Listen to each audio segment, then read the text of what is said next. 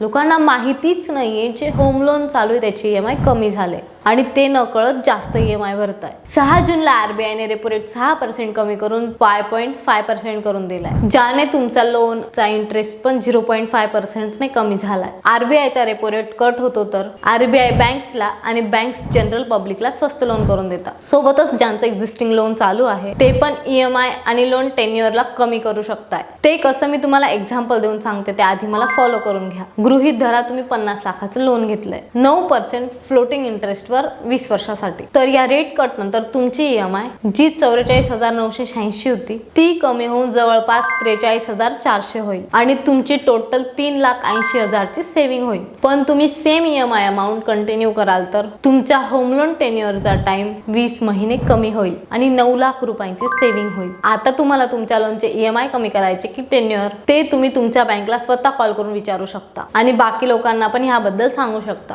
Video आवडला असेल तर नक्की शेअर करा।